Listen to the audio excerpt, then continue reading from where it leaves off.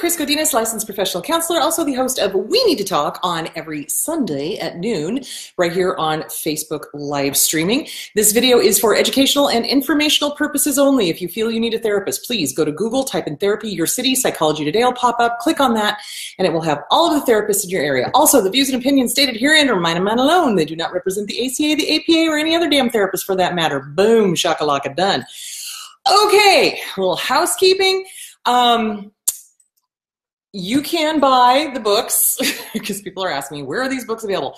They are available on print on demand on Amazon. So both of these are available on print on demand. This one is on Audible. You can get this on Audible. This one is on its way on Audible. For some reason, they're having a harder time doing this one than they did with this one, which don't ask, I have no idea. But these two are available on print on demand. They are in paperback. This one is available on Audible. So, yay! Anyway, that is that. Also, more shameless plugging, and then I'll get to the questions. This cup is available on eBay. If you too would like to indulge in 20 ounces of caffeine, you can go to eBay and find the We Need to Talk with Chris Godinez mug and Happy mug, just like this one. And there it is. It's on eBay. So, and I ship them myself. So you get to have it packed by me. Yay. Okay. Also, the book signing is in Boise, Idaho. If you know people in Boise, Idaho, please tell them to go to the Eventbrite page, Mercury's Eventbrite page, and sign up for that so we can get a head count and know exactly how many peoples we are planning on having there. I will have a giveaway for you guys. So that would be cool. So I also kind of need a head count for that too. So there is that. Hello guys. Hi. Good to see you all. All right, Boise, Idaho. The next one after that is going to be in Honolulu. So if you are in Honolulu, again, please have people go to the Eventbrite page and have them sign up because, again, I will be doing a little bit of a giveaway there because, you know, I kind of feel giver's gain, that kind of thing. So do that. And all right, okay, I did the Eventbrite, I did that cup, I did the books, I did the Audible. Okay, I think that's it. All right, now, questions. So tons of questions, and now would be a great time to ask questions if you have any. All right, so the first question I got this week was, why do abusers, family and workplace, why do they have scapegoats? Okay, so when you are dealing with somebody who is abusive, they can't cope with fluid thinking. So healthy, normal people have got fluid thinking. There's, you know, there's not just black and white. There's gray and pink and orange and yellow and fuchsia and mauve and all sorts of colors. And, you know, there's a whole plethora of different emotions and different colors and different things and thoughts and feelings and emotions. But when you're dealing with Ireland, good Lord, hello. When you are dealing with an abuser, their thinking is black and white. All good, all bad, all nothing, good, bad, black, white, very split. It's called splitting. So in order to cope with the different family members, like kids, they put them into neat little boxes so that they can deal with them and label them so that they can be that person. So what happens is, though, is that the abuser projects, and they project their stuff onto the kids. So one kid will be the bad part of them. So they get labeled the scapegoat. They're the black sheep. They're the one that can't do anything right. Again, and then there's another one that's the golden child. So you've got all of these weird family dynamics going on in very abusive relationships, whether it's a bullying relationship at work or whether it is a bullying, good Lord, Sydney, Australia. Wow, I would love to go there. Except it scares me because I've read about the spiders, but we'll talk. So where was I going? So in a very abusive relationship, whether it's a work relationship or a family relationship, and remember, when you get into a corporation, it mimics the family dynamics of whoever is in charge there. So if whoever is in charge there is massively dysfunctional and their family was abusive and they are abusive, then guess what? Good evening and welcome to You're the Stand-In for their sister. Woo, yay. So they will assign roles to people. Golden child. Okay, golden children are the ones who can do no wrong. Then you'll have like the lost middle child, always ignored. It's like no matter what the kid does, cannot get enough attention because nobody's paying attention to them. So they're no matter what they do, whether they're super good and they get straight A's or they're super bad and they're on drugs, doesn't matter. The family is just ignoring them. Then you have the scapegoat, the black sheep. This poor kid can't do a damn thing right. And they just go after that kid. A good description of it was watching a bird be pecked at, literally pecked to death by other members of the flock. So that's a really messed up, dysfunctional situation. And then you'll have the comedian. And the comedian is the one that, don't look over here, we're going to laugh. Okay, we're going to pretend this isn't as bad as it is. They're the comedian. They're the type that try to alleviate the tension in the family. You'll also have one that's the designated healer, second mom, second dad. They're the ones that take over the raising of the smaller kids. And that's dysfunctional too, because no child should have to be in charge of other children when they're still children. So there that is. Then when you get the really messed up families, trigger warning, you'll have the second wife and the second husband. Oh yeah, that is not a healthy situation. So there are, and you get assigned different roles. Even if you're an only child, they'll cycle through, depending on their mood and which way the wind is blowing, they'll cycle through whatever role suits them in that moment. And even in families where people are designated these roles, if the golden child pisses them off, bada bing, bada boom, they're out of the way, and suddenly somebody else is now the golden child. And now the golden child is the scapegoat. And it is so confusing for kids growing up through that. But it's also confusing when people get into a corporate situation and suddenly they've been targeted. If you watch that one I did on bullying, you don't have to do anything. It's not you, it's them. It's them. When you walked in, you were a threat. And that's why they targeted you as the scapegoat, because they didn't want you to succeed. If that is the case, get the fuck out. Save yourself. That's the best advice I can give. All right. So why do they do that? Because it's a way to control. It's a way to manipulate. It's a way for them to simplify things. It's a way to make things black, white, good, bad, all, nothing. And if they put labels on a person, they can control them. In their mind, they know who they are, and you're not going to change. And that's the scary thing. So, for example, and it messes up. Yeah, it absolutely messes up the sibling relationship if another sibling is forced to become a second mom, second dad, because now the kids look at that sibling as a mom or a dad, a second mom, second dad. And it does. It messes with the dynamics. It's not healthy. Going no contact is the best thing you can do. Cindy, welcome. If you have questions, go ahead and ask them. That's what this kind of forum is for. So, where was I going with this? Scapegoats. So it's a way of them labeling you. And the sad thing of it is that kids get these labels from these toxic parents. And even if the kid breaks out of them, the parent will never see them as any different than the label that they gave to them, which is why whoever said you went no contact, when you went no contact, absolutely the best and most important thing to do. Get the hell out. Get the hell out. They're telling you who you are, and they're wrong. So, and I think I've talked about this. I talk about this in this book, which is about my dad. He was an alcoholic, opiate addict, and he definitely had a personality disorder. It was borderline personality disorder with narcissistic expression. Yay, that was fun. He always told my oldest sister that she was the golden child. My middle sister was the ignored kind of, can't really do anything right, but kind of ignored and shoved away. And then there was me, and I got told, oh, you're the cute one. You're not smart, you're cute. And I'm kind of like, watch me. So yeah, getting away from them at age 17 was the best damn thing I ever did. So, but they do that so that they can control. And they usually put labels on people in order to keep them down because they're threatened by them. Because remember, if you're dealing with somebody who's a narcissist, they don't want to be outshone. They don't want their child. I mean, they do on some level want their child to succeed, but damn it, they better not do better than they did. That's crazy. That is truly, truly cuckoo for Cocoa Puffs. So, all right, where was it going? Okay, they're playing the victim, so sad to see. Yeah, absolutely. Second mom, the brothers still get mad at me for not taking care of him enough. You weren't the parent, not your problem. Put it back onto the parents because it's not your problem. You were the kid. How do you go no contact when you have a child age 6 still coping with abuse? I don't talk to him, child does.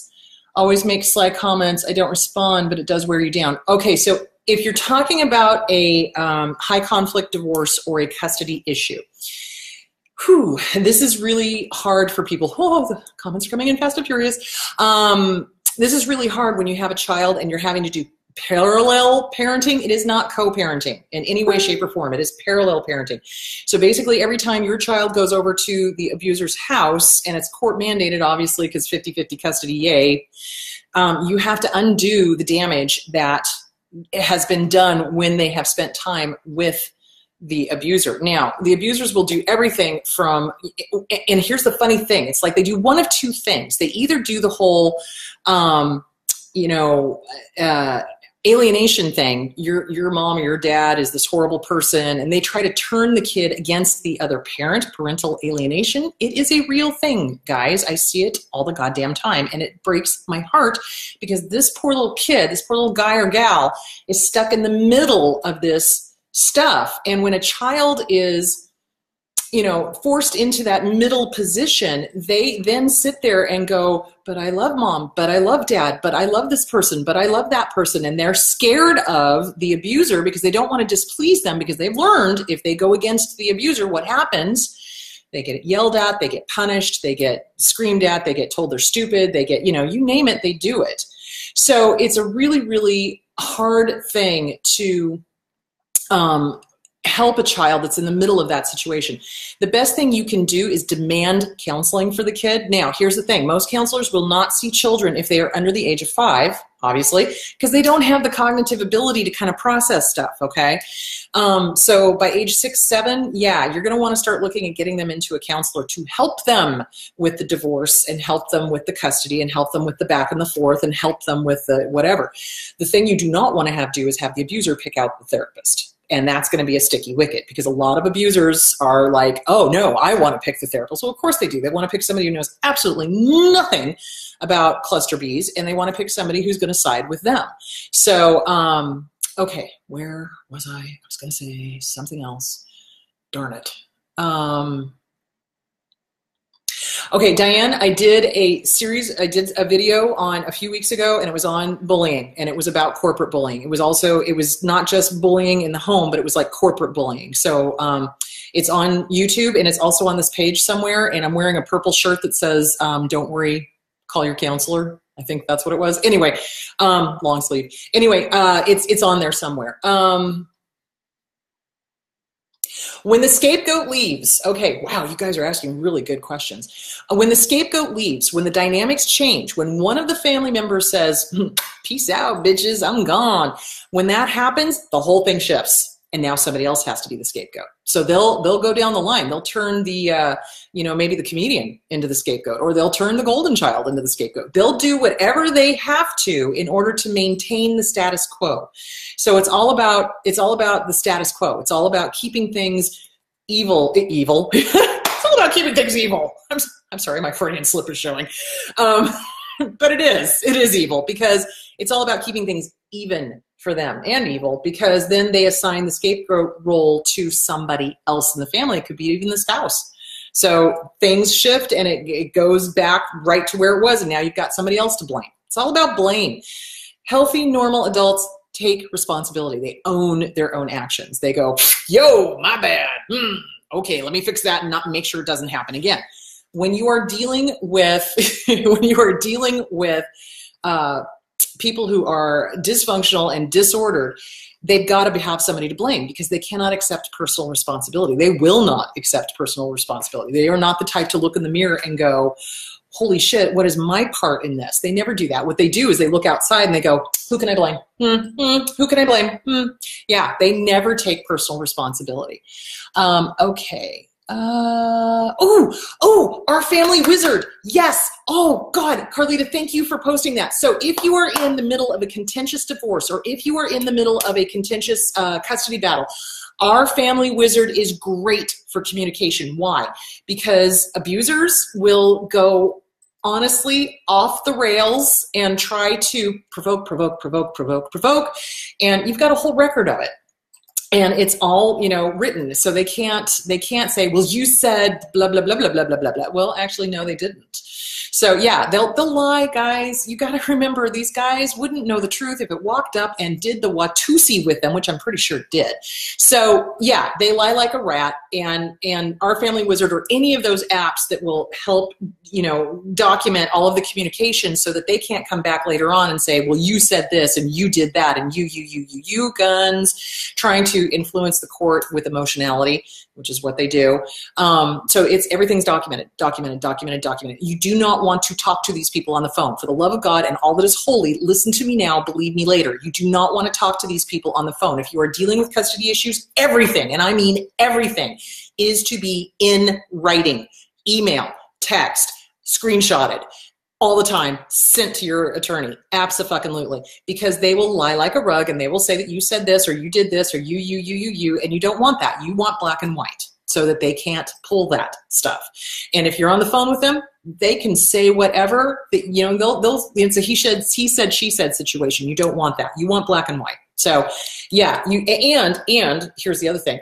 The communication is to be only about the child and the child's welfare. If it gets off topic, you end the conversation. This is no longer about the child. Goodbye. Click.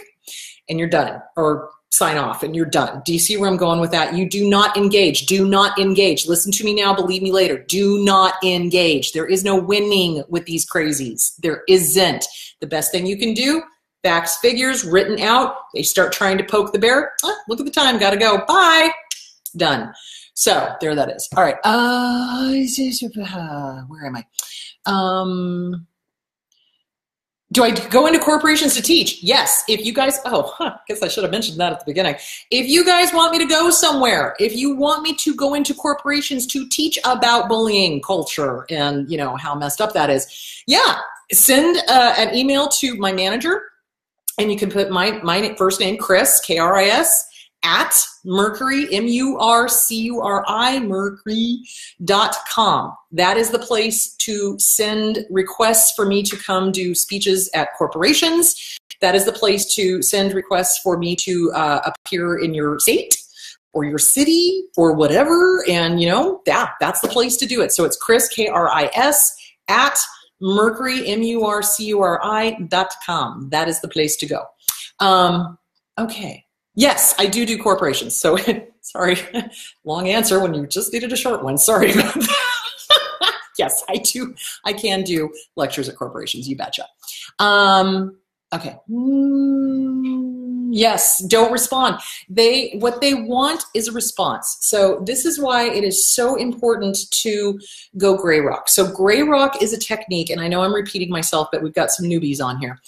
Grayrock is a technique where when a narcissist is seeking supply, and usually negative supply. So here's the classic line. Say something good about me, say something bad about me, but just don't ignore me. That's a narcissist. So a narcissist wants a response or wants a reaction, and it does not matter whether it is a good reaction or a bad reaction. They don't care. Poke, poke, poke, poke, poke, poke, poke, poke, poke. They just want a reaction because they're narcissists. So when you are dealing with a narcissist, you must learn to control your facial reaction, number one, and number two, have no reaction at all. Nothing in the voice. Don't give them anything. It is like flat. It's like if you've ever watched a kung fu movie. There's always the Zen master, you know, the master who teaches the Padawan or whatever they call it, Padawan. I'm just mixing up my genres there, but you know what I mean. So he teaches the younger one how to fight and how not to let anger or sadness take over them while they are defending themselves, because if they do, the bad guys win, because now you're emotional, now they got you off balance literally, and now they're able to hurt you literally, physically. So in Kung Fu, you learn to be no emotion. There's no anger when you're doing grappling in Kung Fu or anything like that. You do that, you've lost. So you keep your emotions balanced and you do not give them anything. You don't give them anger. You don't give them sadness. You don't cry. You don't, nothing. It's just kind of an uninterested kind of, Oh, I'm watching the thing on here go boom, boom, boom, boom, boom when you're screaming. Wow.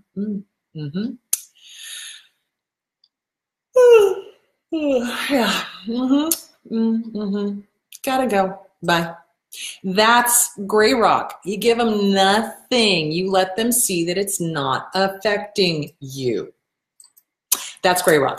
And that's what you've got to learn to do, unfortunately, because they will, to them, it's all about the win. They don't care about the kid. And this is what pisses me off more than anything else, is that when you're dealing with a high conflict divorce or you're dealing with a high conflict custody battle, they don't care about the child. The child is an object to be used, because that is what abusers see other people as. And this is the other mistake that people make when they're in a high conflict divorce or a high conflict custody issue, is that they assign normal human emotions to the abuser. So you tend to, and this is the big mistake, and you can't do this, you tend to go, well, but I wouldn't do this, or I would do this. Well, they don't have that emotion. They don't have that empathy. They don't have that feeling of, oh my gosh, how are my actions harming this child?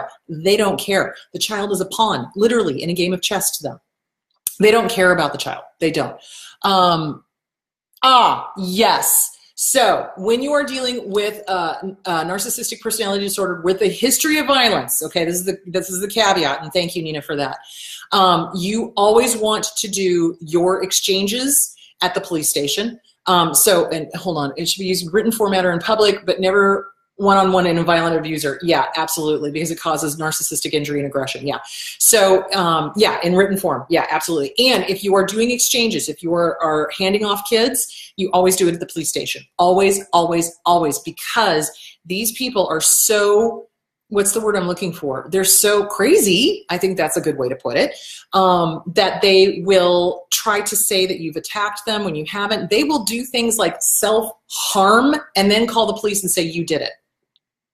So you always, if you're dealing with somebody who you know is bat-shimomo crazy, you always do the exchange at a police station. Always, always, always. I know it's a pain in the ass. I know it's not convenient. Your life is not worth convenience. Sorry. Do it at the police station. And that way, they're less likely to do any shit. So after leaving, is it a bad idea to warn family members who have been flying monkeys for the narc scapegoating? Just so effing wrong. Flying monkeys are generally the people who side with the narcissist, the abuser, whoever that is, and you really want no contact with them. So say, for example, and I posted a couple of memes on this, and I think those are true. When you leave an abuser, people who side with the abuser, be done. Be done. Get rid of the flying monkeys. Be done, be done, be done. Because they are usually minor narcissists. The abuser is the major narcissist. These people are usually minor narcissists. These are the sycophants, the ones that cling on to the power that they feel that this person has. So if they're flying monkeys, be gone, be gone, be gone. Get rid of them. Get rid of them. You don't need them. You just don't need them. Do you want to warn them? No. No. If they're flying monkeys and they've been siding with the narc, fuck them. No. It's none of their fucking business. Absolutely. Yeah. Flying monkeys do not need to be in your life. They just do not. And once you get rid of them, you are now making room for healthier people, your tribe, to come into your life. You cannot have healthy people in your life if your life is filled with unhealthy flying monkeys. Get rid of them. Be gone, be gone, be gone. Absolutely.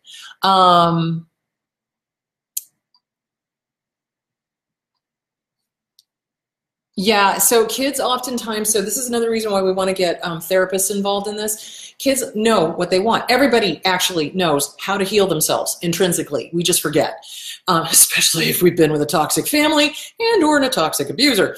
So kids will often say, I don't want to go to mom's house. I don't want to go to dad's house. I don't want to be over there.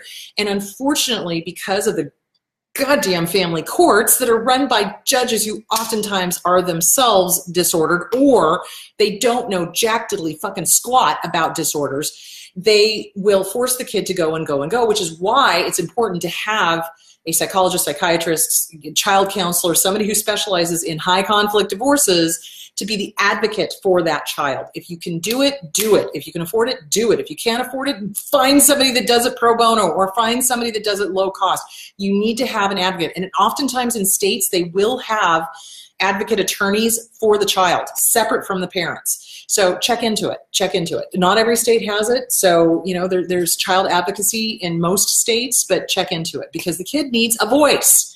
And they need somebody to help them stand up to the crazy dad or the crazy mom or whoever is the abuser. And sometimes it's the crazy grandparents, and I've talked about that before, when you get abusive grandparents who try to swoop in and get child rights. Now, again, I want to be very clear. This is abusive grandparents. This isn't like healthy, normal grandparents who see that there is a problem, like say, for example, the kids have got drug issues or alcohol issues and they're going in to save the kids. That's different.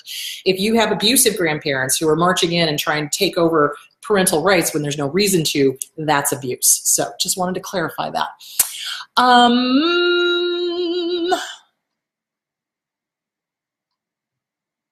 Okay, Autumn, I'm not sure what you're referring to. If you could clarify that question, that would, and then I can answer it. So clarify that question and then I can answer it. Okay. All right. So next question. Why do abusers make us dependent on them financially and emotionally? How do we get out of emotional dependence and get back financial dependence? How do we get that back? Okay, so abusers, hold on, I'm going to cough. Excuse me. And now I need water. Hang on. Abusers make us dependent on them emotionally and financially because they're crazy and they need somebody to control. In a healthy, normal relationship, everybody is autonomous. They have their own independence. They are financially stable. They have their own emotional support. They have friends. They have family. Each person has got their own friends. Each person has got their own family. Each person has their own job and their own source of income, et cetera, et cetera, et cetera. In an unhealthy relationship, an abuser will set out to cripple the person emotionally. Let's talk about that. And the way that they do that is by getting rid of any and all support. So they get rid of all your friends. They get rid of almost all your family or all of your family. They get rid of anybody that could be an outside voice of reason that sees the abuser for the POS that they are, and they get rid of them because they don't want you to have that support. They don't want somebody pointing out, hey, incongruency, do you see this behavior and this? How is this okay? They don't want that. So they get rid of your family. They get rid of your friends. They isolate you. They move you to, say, for example, a very rural area and far, far away from all your family and friends and all your support. They will oftentimes, now let's talk about financial. What they will do is they will suck you dry. They will suck you dry. And anytime you try to spend money on yourself, they literally throw a 2-year-old's tantrum. Well, how come you get to have that and I don't? I have heard them say that. You're dealing with somebody who is emotionally about a 2-year-old. And then they make the person feel guilty for spending their own money on themselves. And then they start spending their money and it's never enough. Because remember, you're dealing with a black hole there. There is never enough there. So they will demand that you spend more and more and more and more. And then again, when you are dealing with a narcissist, you're dealing with somebody who's got an overinflated sense of self. So let's say that you get together with them, and of course everything moves really fast, and there's love bombing going on, and okay, you get together, and then all of a sudden they're like, well, I need a house that's befitting our status. What? You're in a good house. Pay it off. And then you can think about buying another house. And then they start wanting bigger and better and more expensive and more luxurious and more this and more that, and more, because their black hole inside of them is never satiated. It's never filled. And so they literally drive their partner to bankruptcy, demanding more stuff, more things, more status symbols, more bigger house, bigger car, better car, in the old days, a fur coat, things like that. So, yeah, they do that, and they do that because they think that they need to be recognized for the amazing human being that they are, and they should have things that speak to their status and blah, blah, blah, blah. Who fucking cares? So, yeah, it's weird. And so they then, okay, that's one way that they financially bankrupt somebody. The other way that they do it is, again, with the isolation. What they do is they get the person isolated, no family, no friends. They start picking on the job. Well, I don't like that person you work with at work. I don't like that girl that you work with at work. I don't like that guy you work with at work. You need to quit your job. I don't like them. I'm jealous. You're having an affair with them. Sound familiar to anybody? It should. You're doing this with them. You're doing that with them. You. It's a bad job. It's a bad situation. You need to be making more money. Why don't you quit that job and find another job? What? So then they get the person to quit the job, and now they're isolated, and they have no family and friends, and now they have no money, and they're living in a house they can't afford. Ooh, Houston, we got a huge problem. Huge problem. If I think they said it should be less than 1/3 of your money should be going towards rent or mortgage. If more than 1/3 of your money is going to rent and mortgage, you're not going to make it. Period. That's not healthy financially. But narcissists do that. They encourage us to overspend. They encourage us to overinflate, get bigger, better, badder, more expensive stuff, and they encourage us to quit our jobs because they don't like our boss, or they don't like who we're working with, or they're jealous of that guy, or they're jealous of that girl, or they want us more time to ourselves. You're spending too much time at work. We're not spending enough time together. What? Well, okay. Time together is not going to pay the rent. But that's what they do. And it's a way, again, to keep the person one down, so that they can manipulate, control, etc. And if they're the ones that have the purse strings, oh boy, you will find yourself without a bank account. You will find yourself without money. You'll find yourself without a car. You'll find yourself without a job. You'll find yourself with no way to get the fuck away from them. And that is their whole point. If they can trap you, you won't leave. Healthy, normal people don't need to trap other people. Just wanted to point that out. Okay, let's see where I went. Yeah, always listen to your kids. Kids will tell you what's going on. They will let you know if that other parent is being abusive or not. Believe them. That's what drives me crazy. Why don't people listen to kids? Yes, kids can have an amazing imagination, but guess what? They generally don't imagine things like an abusive parent. That's really not in their wheelhouse. So, yes, they think that they're something too if they hang around other people with that same sort of status, and they don't understand. It's like it doesn't work that way, but having been reading financial articles, re-rents, most renters in the U.S. are rent burdened. We are definitely here. Oh God, yeah.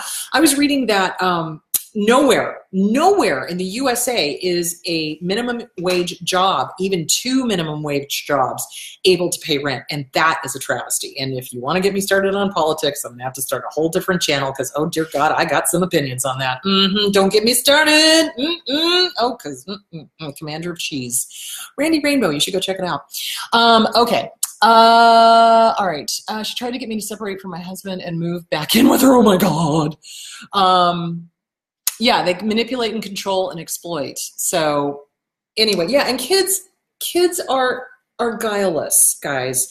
Kids, when they say something, believe them. That is the biggest, this is how child abuse happens, is that nobody fucking believes them. I can't tell you the number of times I went to teachers and said, my dad's crazy, I need help, get me the fuck out of there. And they were all like, la la la la la la la la la la la la la, believe them. If you're a teacher, you're a state mandated goddamn reporter. Fucking report. I do.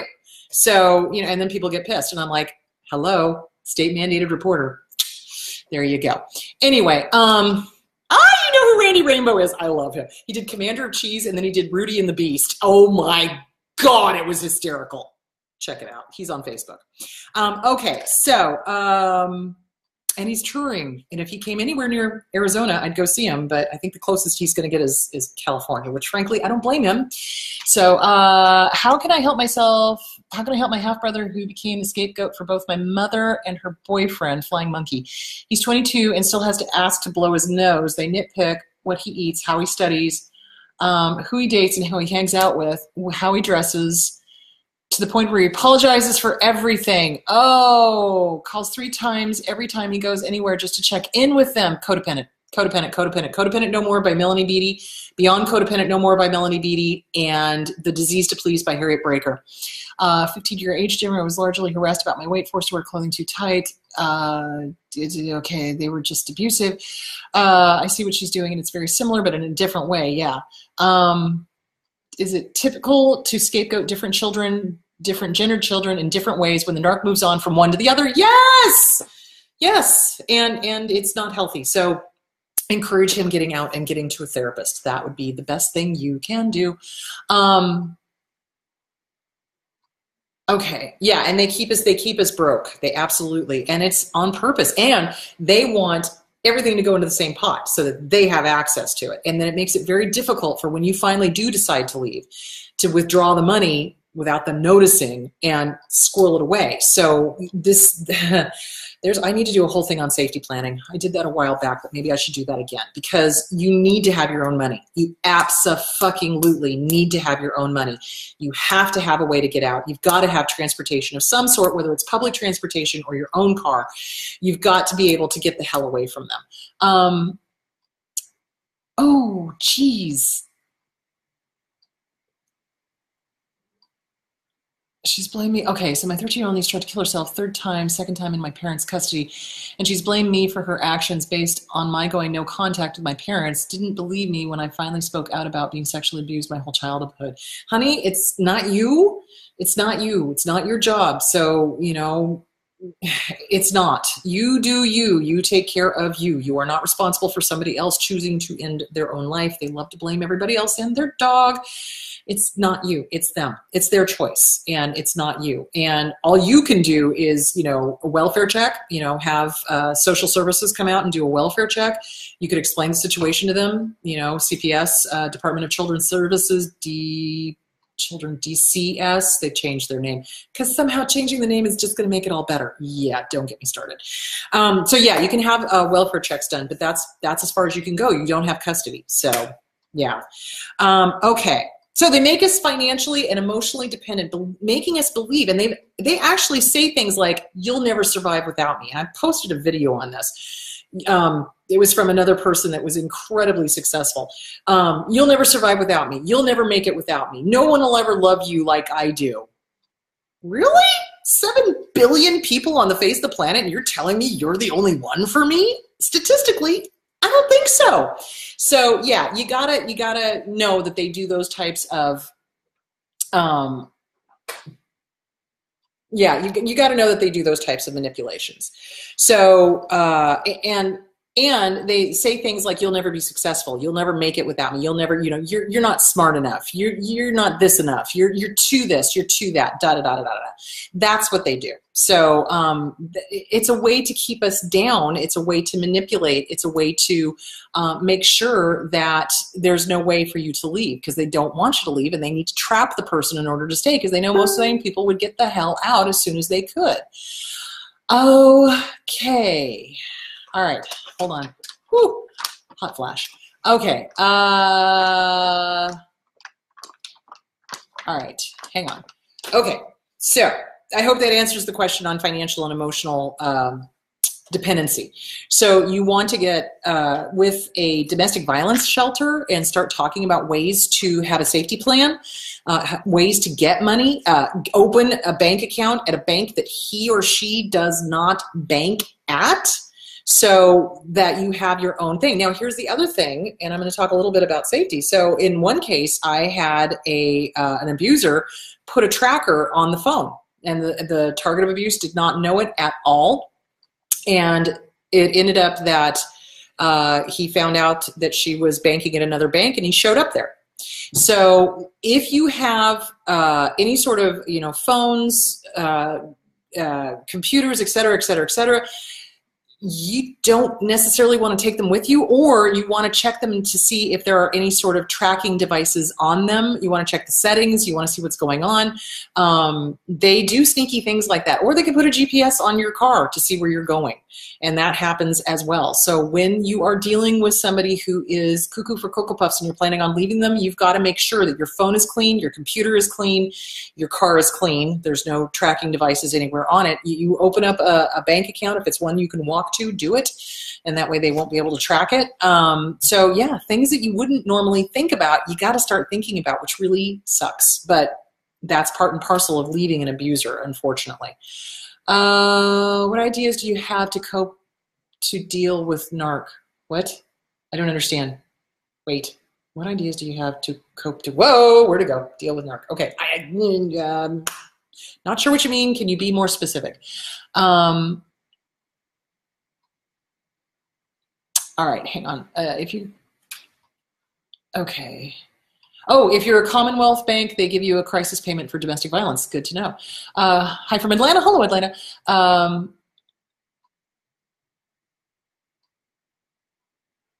How do you tell him you're ready for a divorce? Oh, dear God, you approach it very carefully. You leave first, and then you serve him with divorce papers, because the possibility of violence is huge. So if you walk up to an abuser and you say, I want a divorce, prepare for the shit to hit the fan.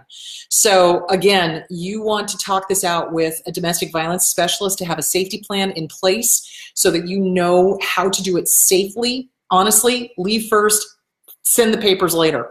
That's really the best way to do it. And strike before they know what you're doing. It's like, get out. Just get out, get gone, get safe, and then have him served. Because if you're dealing with somebody who has been abusive, either physically or emotionally, they're going to be more abusive. Absolutely. Because, you know, how do I explain this? In The Art of War, it's written by, Lao Tzu, I think it is, Lao Tzu, something like that. In The Art of War, it always says, never take your enemy to the point where they have no retreat. Why? Because now they're desperate. Now they'll do anything. So what you want to do is you want to get out, okay? You're gone, and then you serve them, and they still have a retreat. So, but if you're telling them, I want a divorce, and they're abusive, you're asking to be in danger. Don't do it. So, yeah, that would be my advice on that. Okay. Get a throwaway phone. Yeah, absolutely. Good idea. Burner phone. All right, let's see. Well, and it is a frightening time period. When you finally have had enough, you need all of the support you can get. You need to talk with a domestic violence shelter to talk about a safety plan to get the hell out safely. You need to find an attorney who is well versed in high conflict divorces, because this is going to be a high conflict divorce. And you just start living your life, and you go to support groups, and you go to counseling, and you make sure that you're okay. Emotionally, what steps to deal with them for coping and heal besides no contact? Get with a therapist. That's always my number one advice, is get with a therapist. And Lao Tzu, father of Taoism. Thank you. Sun Tzu. Oh, geez, I got my zoos mixed up. Damn it. Okay, so anyway, so Sun Tzu is the art of war. Lao Tzu is the father of Taoism. Thank you. Thanks, you guys. So emotionally, how to cope and heal from a narcissistic, toxic family member, parent, sibling, spouse, etc. You start working on you. You've got to rebuild you from the ground up. So that means you need to work on self-esteem. So you get the Self-Esteem Workbook by Glenn Schiraldi. You also get The Disease to Please by Harriet Breaker. Why? Because we've been groomed. We've been groomed. They've groomed us to be people pleasers. We have to please the abuser, otherwise we get abused. So we've been groomed. So we've got to learn to love the word no, use it wisely and well. So The Disease to Please by Harriet Breaker, Codependent No More, Beyond Codependent No More, both by Melanie Beattie. Those are great books. Surviving a Toxic Parent, Surviving a Borderline Parent, Surviving a Toxic Parent is one of them. Surviving a Borderline Parent is another one. Those are great books dealing with toxic parenting. I'm trying to think, what are some other great books? CPTSD, From Surviving to Thriving by Pete Walker. Now that one is going to be very triggering. It's going to deal with the abuse that you put up with, but it's very healing at the same time. And take it slow. Take it in tiny, tiny, tiny little chunks, because it is going to trigger the heck out of you. So there is that. Are there support groups for NPD abuse, ones in person? There are. Be careful. Because again, like anything else in life, you're going to have everybody from all walks of life. You'll have people in there that are super codependent. You're going to have people that could possibly be abusers. You're going to have people that are in the beginning of it. You're going to have people in the middle of it. You're going to have people at the end of it. So, you know, I do know that Catholic Charities does offer support groups for domestic violence victims. So that one's a little bit safer as far as I know, because it's usually run by Catholic Charities and it's usually monitored by a therapist. So, and I think those are group therapies. So not support so much, but group therapy. So check into Catholic Charities. I do know they have that. Jewish Family Services also offers support for domestic violence targets. Do I have a book list on my page? I do on the Facebook page, and I've often posted it in YouTube. Oh, but I will put it back up. Rodney, darling, can you please do a book list on the Facebook page for me? That would be great. Thank you. It's my intern. Okay. All right. Okay. So disease to please, codependent no more, beyond codependent no more. CPTSD from surviving to thriving, the self-esteem workbook. You've got to start working on yourself. You've got to start doing mirror work. So mirror work is when you look in the mirror, you get up in the morning, you go do your business, you come back to the full-length mirror, you look in the mirror, and Toxic Parents by Susan Forward. Yes, that's another good one. You look in the mirror and you say, hi, good to see you. Because how does that feel when somebody says it's good to see you? It feels pretty good, and especially coming from you, even better. Hi, good to see you. Have a wonderful day. I give you permission to like yourself. That's it. That's all you need to do once in the morning. Go off, have a wonderful day. When you come back at night, because what you're doing is you're programming your subconscious. You're programming your subconscious. So, because how many times have you woken up and said, oh my God, today's going to be a horrible day. It's going to be shitty. And then it turns out to be a horrible day and shitty. Why? Because your subconscious heard what you said and went, okay, kids, we need to make it shitty. Let's make it a shitty day. So if you tell yourself, hi, good to see you. Have a wonderful day. Your subconscious goes, oh, okay, she wants a wonderful day. Let's make it happen. Yay. So that's what you do. Now, that is not to say that you keep, doing positive affirmations and everything's going to be sunshine and unicorns and roses, but it's going to be easier for you because we need to change that negative thinking. We need to overcome the negative thoughts that got shoved into your head by whoever the toxic parent was and replace them with the positive stuff. So mirror work, looking in the mirror, eye contact. Hi, good to see you. Have a great day. I give you permission to work on yourself. Okay. You come home at night, same thing. You get ready for bed. Hi, good to see you again. Here are 3 things you did right. And then you list them. And then you give yourself permission to sleep well. And then the next morning you do the whole thing over again. Now let's talk about thought stopping very quickly. Thought stopping. So how we think it is how it turns out. Our subconscious is constantly listening to what we are saying, what we are telling ourselves. So you've got to be careful about what your running dialogue is. What is your running dialogue? Is it mostly positive? Hey, good job. I love you. Hey, great. Hey, I like the way you look. Hey, everything's awesome. Oops, you fucked up. Okay, did you make amends? You did? Okay, forgive yourself, move on. If it's a good, healthy dialogue back there, it's like a cheerleader. If it's unhealthy, it is going to be a combination of, or one or the other of, not good enough, not good enough, not good enough, not good enough, just mean, nasty. Or it's going to be, what if, what if, what if, what if, what if, what if, what if. So thought stopping, when you have the not good enough thought and you can catch it, you can hear yourself saying it, like, oh my God, you're so stupid. Why did you do that? Whoa, whoa, whoa, whoa. Thank you for that fascinating thought. Appreciate it. Shut the fuck up. Why? Because you say so. You're the boss of these thoughts. These thoughts are not the boss of you. You say so. I say so. Thank you for your input. Shut the fuck up. Why? Because I say so. And then you do the polar opposite of what it just said. I am good enough. You know why? Because I fucking say so, period. You're the boss, not this. And you do that as many times as you need to. And in the beginning, it's going to be a lot. So, or if it's the what if, what if, what if, thank you for that input. Shut the fuck up. Why? Because I say so. What is? I'm going to deal with the here and the now. What is? Not what if, what is.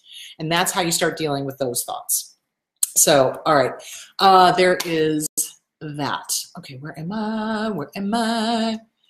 Yeah, you cannot beat yourself up about the past. The past is gone. I mean, you could, but it really doesn't, help.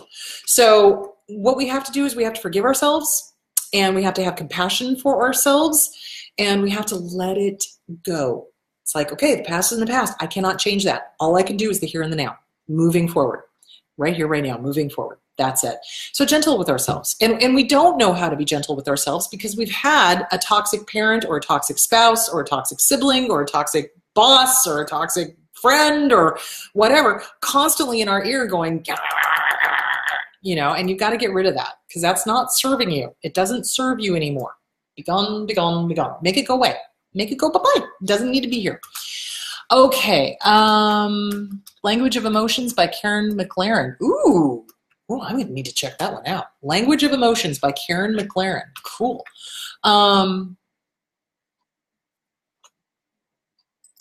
Yeah, so when we have PTSD, CPTSD, sometimes, so here's the thing.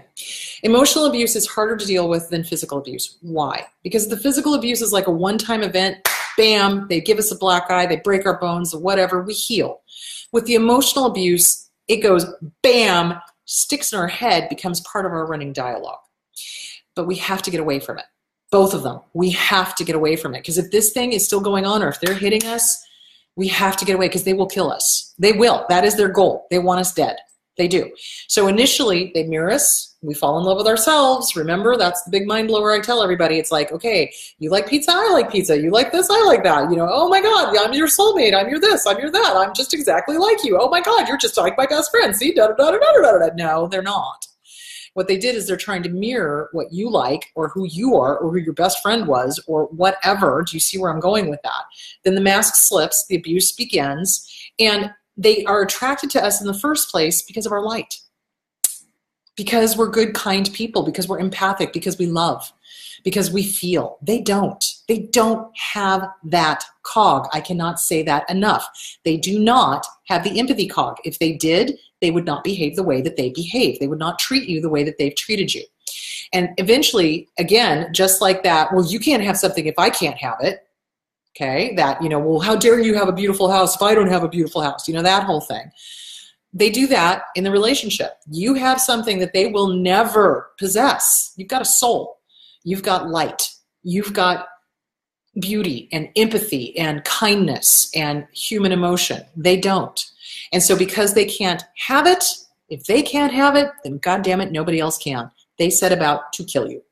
Either emotionally by the verbal abuse, physically by the physical abuse, or insidiously by doing things to make you want to kill yourself. Yes, they do push targets of abuse to suicide. I've talked about that before.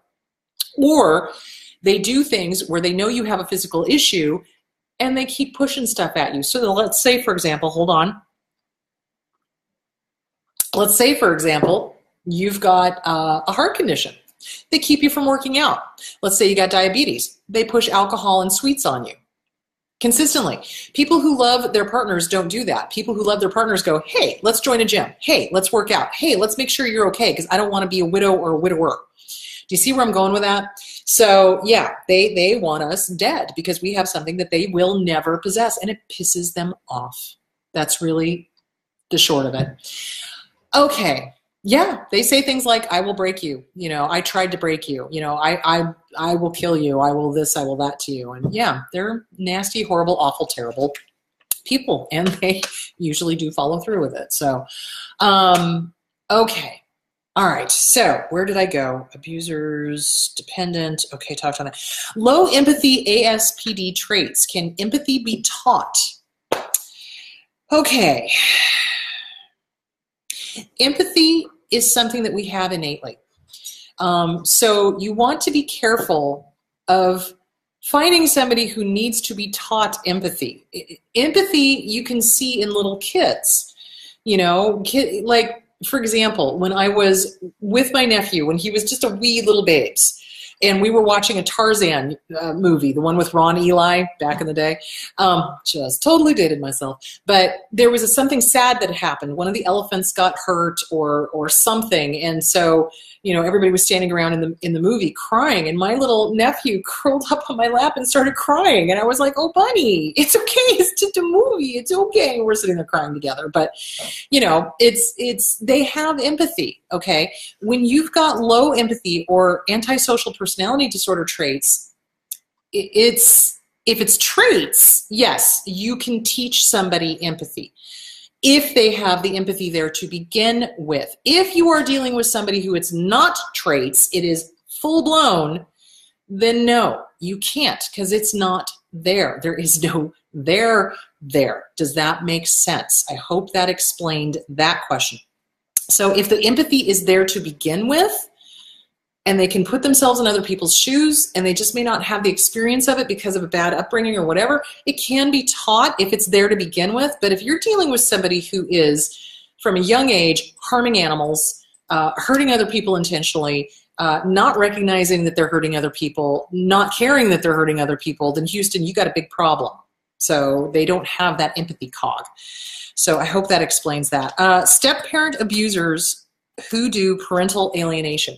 So not everybody who alienates is a bio-parent. Sometimes it will be a step-parent. So somebody will marry another person and there's kids involved, either yours or theirs.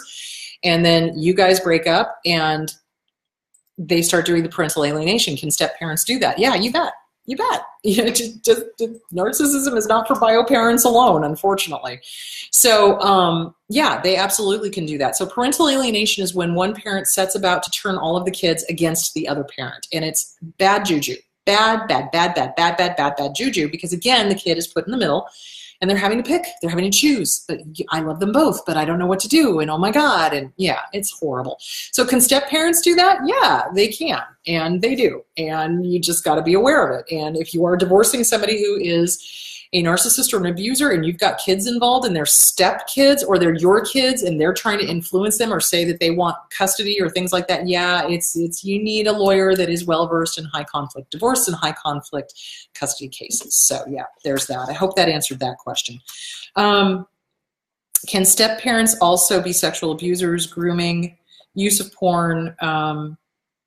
Yeah, they can. Absolutely, guys.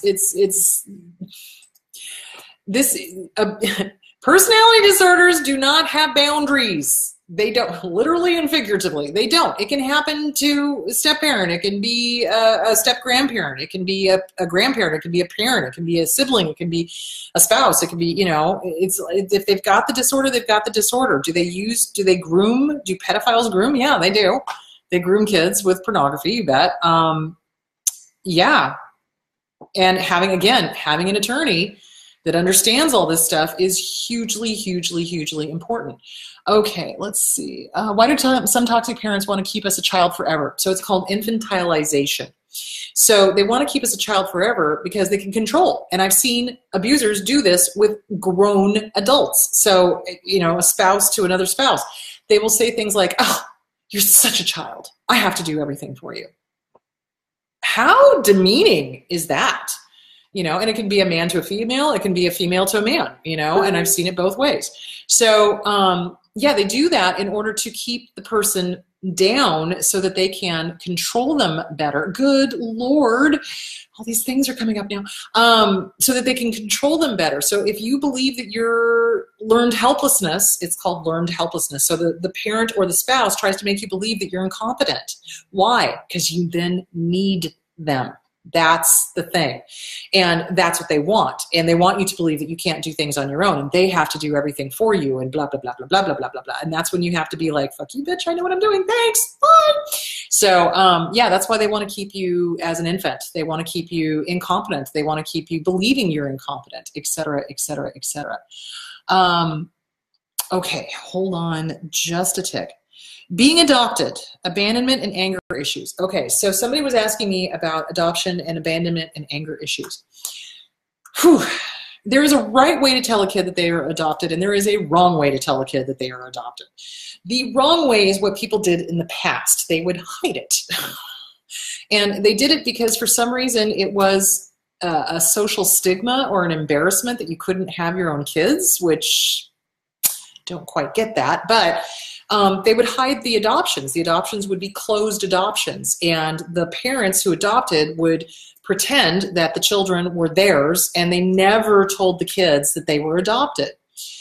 Fast forward, okay, now you've got a child who suddenly has a medical issue that is hereditary, that is nowhere to be found in the family. Now that kid starts asking questions. So it's not a good idea. It's not a good idea to hide adoptions. It's not, because you've got medical issues. There's things that are genetic that the kid needs to know about. And the other thing of it is if you're in a small town and you've got a nosy Nancy who knows everything that's going on, you run the risk of at some point that person walking up to that kid and going, oh, did you know you're adopted? What? Yeah, and people do that. And I'll give you 3 guesses what disorder they have. Ooh, don't get me started. So yeah, they do it on purpose to hurt the kid and to hurt the parents. And because they want to have that, you know, I know something you don't know, which is a narcissistic thing to do. So sideways with an unlubricated baseball bat for those people. Thank you. So, all right, so there is that. So being adopted, you need to tell the kid. They need to know that they were adopted, but we're your parents now, and there's nothing wrong with adoption. Adoption is beautiful, and adoption is wonderful, and I have many friends who have adopted, and I think it's great. But they are open and honest with their child, and that is the best way to do it. Does it lead to abandonment issues? Only if it is not handled right, and only if the questions about the bio parents is not, again, handled right. The thing of it is that you want to be careful in encouraging the kids to go visit the bio parents, because some kids have insisted on going to visit the bio parents. They go to visit the bio parents. It turns out the bio parents are drug addicts or crazy or, whatever. And, you want to be honest and open with them. Yes. You want to also let them know the dangers of what could happen, especially if you know anything about the bio parents. So, yeah, anger issues with that. Yeah, if you were adopted and your parents hid it from you, yeah, you're going to have some anger issues. If they weren't honest with you, yeah, you're going to have some trust issues then too. That's another thing. You don't want to have kids being raised with trust issues. You want your children to trust you, so fucking be honest with them. Duh, it's not that hard. So apparently it is, because there's a whole generation of parents that were not honest with their kids. So, all right. So, okay, I hope that answered that question. So working through the anger issues, you want to get with a good therapist, again, to work through the abandonment and the anger issues with the parents, the adopted parents who didn't tell you the truth, and possibly with the bio parents who had to give you up for adoption. And that's the thing. It's like you don't know what the circumstances were. And oftentimes, they did the best thing they could, which would be giving you to a family who loves you. So hopefully that's what happened. And in some cases, that doesn't happen. In some cases, abusers do adopt. Yeah, you bet. So there's the double whammy of, oh my God, my bio family gave me up and they gave me to these Looney Tunes. What the hell? So get with a good therapist, start working it through. That is the best suggestion I can give you. My parents wanted to keep me a child forever. I didn't learn how to cut meat or steak until my mid-20s. My parents cut everything and called it baby meat. Oh my God. That's a little scary. Yeah, that's not healthy. That's not normal. My mother did the infantilization thing. In our last conversation, she was so condescending. She said that I am dependent on other people and do everything for me and couldn't survive on my own. See, that's the lie that abusers always give, is that we'll never make it on our own, that we can't do anything by ourselves. And that is such a load of it is a load of horse shit or cow shit or so anyway, the point being is it's not true. So yeah, and you want to get with a good therapist again to work on those issues. Read the books about the toxic parents. It's their issue, not yours. And the best revenge, honest to God, live well. Live well, be successful, go live well, go live your life, go be happy, go be amazing, go be successful. That is the best way to go. Fuck y'all. Do you see where I'm going with that? Live well. That is the best revenge. All right. Do malignant people feel anxiety? Short answer? No, they don't. Anxiety, you have to have a sense of, oh my gosh, did I do the right thing? Is everything okay? Is everything going to be all right? It's kind of like that little Jiminy Cricket thing, a sense of like, oh my God, is this okay? Is this all right? Is everything okay? What malignant, and we're talking malignant here, we're not talking traits up, we're talking like down at the malignant end of the spectrum, whether it is borderline or whether it is narcissism. When they reach malignancy, okay, there is no there. I cannot say that enough. There is no moral compass. There is no Jiminy Cricket. There is nothing, only Zool. There is no Dana, only Zool. So there's nothing there. There's no moral compass. There's no Jiminy Cricket. There's no sense of right or wrong. There is no anything thinking about anybody else, except the only thing that they do think about is revenge. They think about revenge all the time. They think about harming people all the time. They think about getting theirs all the time. So if you want to call that anxiety, well, for them, that would be anxiety. But a normal sense of anxiety? No, they don't. They don't have that, oh my God, is everything okay? Is this right? Should I do this? Should I do that? No, they don't have that. Down at the malignant end of the spectrum, they are psychopathic, they are narcissistic, they are Machiavellian, and they are consumed with revenge. Totally. That's all they care about is the win. They want to win. They want to be right. And if they can't, it will cause them upset, but it will not cause them anxiety. It will cause them upset as in anger, you know, I want to get back at this person, you know, that whole thing, but it will not cause them anxiety. They don't experience emotions the way we do, guys. I cannot stress that enough. Okay, all right. Whew. I think that's all the questions. And I know I missed some, guys, and I'm really sorry because it's like I was trying to catch them as I was going through. So tomorrow is Father's Day. So not everybody had great fathers. So tomorrow what I'm going to talk about is how do you grieve the loss of somebody who is not dead? And that can include, and it will include, people who have Alzheimer's disease, people who have had strokes, people who are narcissists. We thought they were one way, but it turns out they're another. And this will include dads that we may have that, you know, we're not dads and we've gone no contact, and now how do we grieve that loss? How do we deal with grieving somebody who really is still there? Physically, anyway. Maybe not mentally, but physically. Maybe not emotionally, but physically. So that's what I'm going to be talking about tomorrow. So tune in tomorrow at noon. We'll be talking about how to grieve somebody who is still alive. We're going to be talking a little bit about things that you can do to soothe yourself on Father's Day, because I know this is a difficult time for a lot of people because not everybody had good dads. So there that is. I will try to answer some more questions. If I didn't get to your question today, feel free to bring it up again tomorrow, and I'll try to hit it tomorrow. Okay. I think that's it. All right, you guys go have a wonderful, wonderful night. I am going to go enjoy the cloudy, cool weather. Cool. It's only like 80 or 90 now, so yay. Anyway, you guys have a great day, and I will see you guys tomorrow at noon. Talk to you later. Bye.